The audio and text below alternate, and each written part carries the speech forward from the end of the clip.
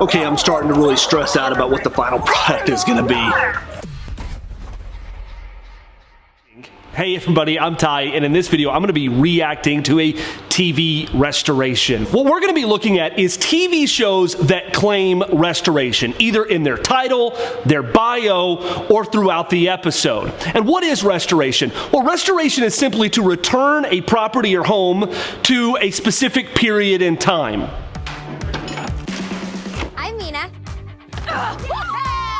And this is my mom, Karen. No one wants a three-legged chair. Go in. We restore Indianapolis. One rundown house at a time. We build beautiful homes for our neighbors. I think it's great. Because every rotten, nasty house, Wow. Deserves a second chance. When we're looking at a restoration, we're kind of looking at it in three parts. Priority number one is to restore the exterior. This is really the character-defining elements that we share with our neighborhood, community, city, and the world. The second thing we look at is restoration of the interior. Now, restoration of the interior can be a little bit more complicated due to modern living. There's certain things that we want in a house. Heat and air, modern plumbing, modern electrical. And so restoration on the interior is a little bit more complicated. So then what we look for is restoration of character-defining elements on the interior that can allow us our goals of modern living.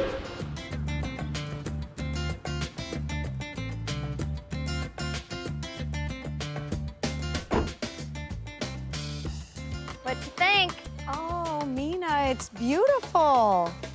I mean, it was beautiful. Well, and it will be again. Yeah, but the gables make it so majestic. So this episode is called the Budget Busting Victorian, and we definitely have a Victorian here. As they pull up, I can see they've got the front elevation here. We've got a Palladian window, which is a set of 3 windows. The first being centered and arched, and then 2 smaller windows, maybe 3/4 to half the sides on the side of the window. This is set in the attic gable, the most primary front gable. I can see the dental molding. It is phenomenal. We've got some rafter tails in a Victorian style. We also have a really great leaded glass window in the other gable on the front elevation. And this house is asymmetrical, which is really typical of a Queen Anne. And so yeah, I think we've got a Queen Anne Victorian here. I love all the detail. There's a dental molding and a little arch. I really like the porch columns. It's got some great brick porch columns. Beautiful front door. You've got a center. You've got the primary door. You've got the side lights, and you've got a transom, which is really common in a Victorian home. So yeah, that door, that entryway is magnificent. That door is most likely oak, and that's going to be old growth oak. This stuff is really meant to last forever. If you've got old growth elements on the exterior of your home that can be saved, you definitely need to take care of those, because with regular normal maintenance, they will outlast about anything else available on the market. Over there. What better place to keep all your logs than right here, huh? In your entryway. I love the staircase and all the paneling. It's even under the stair. Yeah, it's really awesome. There's a lot of really cool details. This is beautiful. I like the window and door trim. This is really kind of indicative of a higher end property, a higher end home, where the door trims have large casing and they have a crown molding across the top. You can also see this on the exterior. It's got a beautiful staircase with some amazing paneling and millwork. I am sure they have got to save that. Oh wow. Oh my God. The top of the trim has a rope molding, really phenomenal. So we're the at the second back floor, of the house, we're at the back of the over house. the kitchen. Look at this.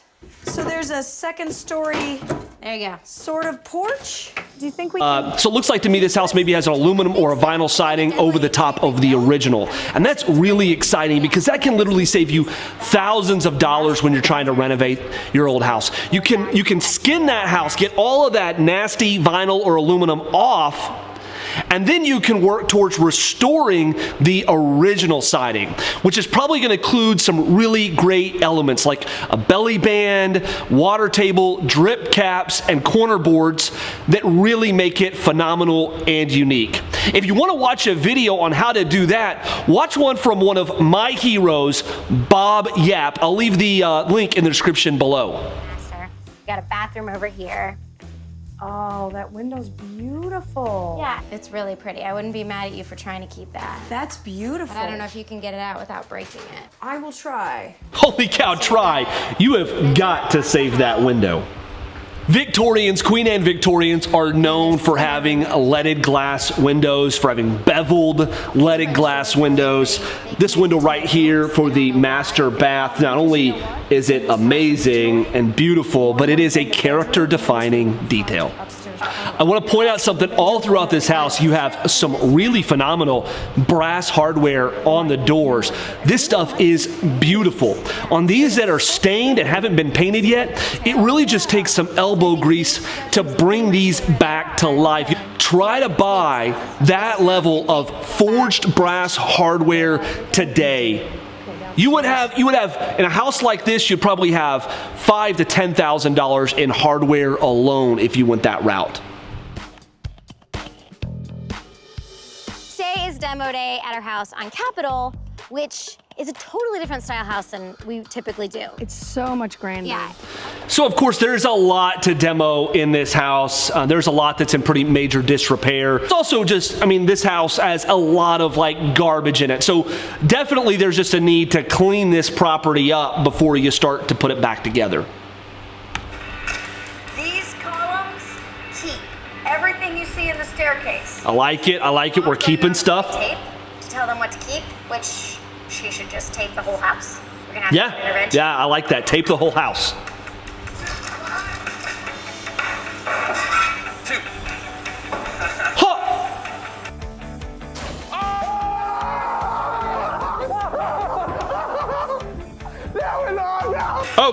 Okay, we gotta stop. These guys are playing with breaking glass, and not a single piece of eye protection is being worn. This is quite possibly, this is an OSHA. This is a hazard. Oh my goodness! As an employer, I would be. Oh, I'm getting like nervous watching. I'm just thinking about the claims against my workers' compensation. Holy crap. There is not a single person right now demoing that has eye protection on or has a mask. So let's stop right here and talk about PPE, personal protective equipment. It is so important for you as a homeowner and if you're working with a contractor that people use their PPE. Now I'm not going to go all crazy OSHA standards on you, but let's just talk about protecting yourself and the people you're working with. First and foremost, eye protection. Anytime you're going to be running a saw, swinging a hammer, creating something that could be a projectile that you could either slip and the hammer could hit you in the eye, or one of those, a piece of the plaster, a piece of the wood could splinter off and get in your eye. Eye protection is so crucial in demo and home renovation. You just don't want to do it without it. The other is mask. So dust in itself can be harmful for you. So when you're doing a major renovation, you're gonna wanna wear a mask because you don't want the dust breathing into your lungs. Obviously, that's bad. But let's talk about the 3 things that actually can be in that dust that can be bad for you. The first, in sheetrock and plaster, you're gonna have silica dust in those. Silica dust is extremely harmful on the lungs. As a contractor, as a renovator, it is required that you wear a respirator when working with silica dust. The next thing you have to worry about is you have to worry about lead-based paint. And as a lead-certified renovator, which anyone that is working as a contractor in a home built before 1978 should be, you're gonna know that you need to be wearing a P100 mask, and that is gonna be the mask, the respirator with the pink filter. The next thing you have to be concerned about is asbestos. And so for all of these reasons, when you're doing a demo, you want to make sure that either you as the homeowner or you as the property owner looking over the people working in your house are being safe, because you do have some liability in their safety. So you want to make sure they're wearing their respirators. My baby. Fall out? You getting it? I'm getting it. Dang it. Ah. Oh. It is too heavy. I already got it. What's it gonna be? You know what would be cool as? A mirror. Don't make it a mirror, put it back in the house. It's a dadgum window. Fix it and put it back. Instant curb appeal, that is increased value in your home. You can't replace that window. Someone sees that window when you're trying to sell this house, if someone's pulling up and they see those windows, boom, you've got yourself almost an instant sale. Old houses and the charm through the windows, the siding, and the millwork are what sell them. Don't make it a mirror. The mirror's only going to be worth $100. That window is worth thousands of dollars. Okay, I'm starting to really stress out about what the final product is going to be. This was such a productive demo. I mean, the house is huge, and the cool pieces we wanted to save actually survived the day. So now that demo's done and it's mostly open up, we can narrow in our floor plan and really get the details worked out. Well, there's almost nothing saved here. They've got this house down to the sheathing. I guess I get the name of the show now, finally. I thought like Good Bones, like something worth saving here, but Good Bones means we strip it down to the bones. This is really discouraging, I gotta be honest. Okay, so now we've seen the house completely gutted down to its good bones. Let's skip on ahead and see how they put it back together again. Our beautiful Capitol Street project is starting to resemble a house again. We finished framing out our windows, and while it was a bummer, we couldn't put the original stained glass windows back into the house because they just weren't energy efficient. But we got the house closed up with OSB and installed all our brand new windows. We rebuilt the entire front porch awning, but now we've been hit with some major permitting delays. Let's talk about the benefits, the economical benefits of restoration. Well, first and foremost, quite simply, if it's already there, it doesn't cost anything to replace it. And so let's first talk about the exterior. The exterior, the economical benefits of restoring the exterior, quite frankly, are phenomenal. There's been a lot of studies done, but there was a study done in Atlanta over a 15-year period that showed that homes increased at a significantly higher rate in the historically preserved neighborhood versus the one that was not preserved. And we actually see this in our city right now. It goes to show you that what really sells an old home is the charm.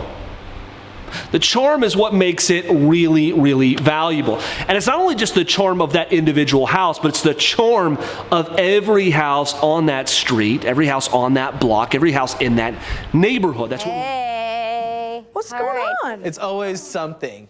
We've exceeded our scope here. We've blown out all of our old framing members and replaced it with brand new 2x4s. Because the other ones sucked. And now they call that new construction. Walls were too tragic to save, so we repaired them. And the city said, you're not allowed to do that with the permit you have. We've been through permit Hades. So as a result, we have to abide by new construction code all the way downstairs. Which means I have no idea what our profit will be, if there is any, hopefully. You know, if you own a home, at some point in time, you're going to have to think about reselling it, selling it. And you do want to think, is what I'm doing going to get me an ROI, a return on my investment? Owning an old home is a labor of love. It will cost you more to live in an old home than a new home. I mean, it's just a matter of fact. So you want to make sure that all of your labor that you go into living in an old home is going to get you a return on your investment. And the only way to get a return on your investment is that you do things that are going to be valued by the next buyer. And the next buyer is, most importantly, if they're looking at living in that neighborhood, is going to be the highest value is going to be the charm of that neighborhood and whether or not your house that you own has that same charm. And then just the economics of restoration really makes sense. The most affordable window is the one that's already in the house. The most affordable siding is the siding that's already on the house. The most affordable door is the one that's on the house. I can go on and on with this scenario, but it is the most affordable to restore what you already have. Cut out the romanticism, if you want to cut out the environment, you want to cut out the history, you can just simply say that restoration is going to make economical sense. If you'd like to see more restoration reviews of popular home renovation shows, leave a comment below with the show or episode you'd like to see me do. So take a look at the outside. Oh my gosh. I'm kind of speechless. It's purple. Oh Is man, that good or bad? I was worried about this. Beautiful. So It looks gorgeous. it looks like the footprint was restored. So right off the bat, I can see that we've lost the Palladian window, which was a character-defining feature of a Queen Anne Victorian. We've lost the leaded glass window there, and the other dormer is gone. Another character-defining feature of a Queen Anne Victorian. The other thing is the siding. The siding, they've gone with what is typically called like a smart board or a smart trim. There's good applications for that in new homes. But in this, you could tell like it really just takes away once again from those character-defining details of that Queen Anne Victorian. It is quite a bit wider. It looks like we've gone to maybe an 8 to 10 inch reveal versus the house next to it, which has that 3 to 4 inch reveal, which is consistent for the time. Less than 10% of this exterior and maybe less have actually been restored. The dental molding has been restored and kept, and the rafter tails. But my goodness, what all have we lost? I have a feeling this is just going to continue to get worse. Speechless. It's purple. Is that good or bad? It's beautiful. So I couldn't imagine what it was gonna be like, but it's beautiful. Let's go inside, ladies. Okay. So another thing that I'm noticing here, and I really think it's a mistake, is that the window trim and the door trim doesn't really have that vintage feel to it. And even when you're opening your house up and you're giving them that open floor plan, you know, the windows are still there, and so you can add that vintage charm to your open floor plan by keeping the window trimmed out in a traditional way. And what's a traditional window trimming? Well, traditional window trimming is going to be casing, a stool that sets out, and then an apron that is flush with the casing. And then on top of that, it's really good to have a back band that goes around, and then maybe even an additional molding, a crown molding on top, which this house had, and that was around the doors and the windows. And it really added an element of elegance, an element of luxury that has really just been kind of gutted out of the house. And so what's really unfortunate, I think, for them just as a resale is they've gutted the luxury out of the house, which I would think you would want to keep to get that top value dollar out of the property with absolutely no real additional cost, because it could have been lightly scraped and painted and created so much charm that really people who are interested in buying an old home is looking for. I mean, people that are interested in buying an old home aren't typically looking for it to look like a budget new build in the suburbs. Project, as you can see at. Okay, I'm done. So this is definitely doesn't meet the standard of a restoration, really, in almost any sense. Very little of the exterior, which is the most important part to restore, was eliminated, destroyed, demoed. It's all gone, and most of the character-defining details of that Victorian Queen Anne have been eliminated. So there's really no restoration done here. The interior, same thing. Very little was restored. It wasn't even remodeled in a way that paid homage to the original house. I mean, everything was kind of stripped down to the bare bones, to the kind of the budget priced. Everything was kind of stripped down to the bare bones, budget priced products and materials. And so all of that thing that made this house an elegant, luxurious home is all gone. So this house broke about all 7 of my rules for renovation. And if you want to know what my rules for renovation are, click the box here at the top. If you want to see more great content about restoring and rescuing old houses, please support our mission by subscribing to the channel.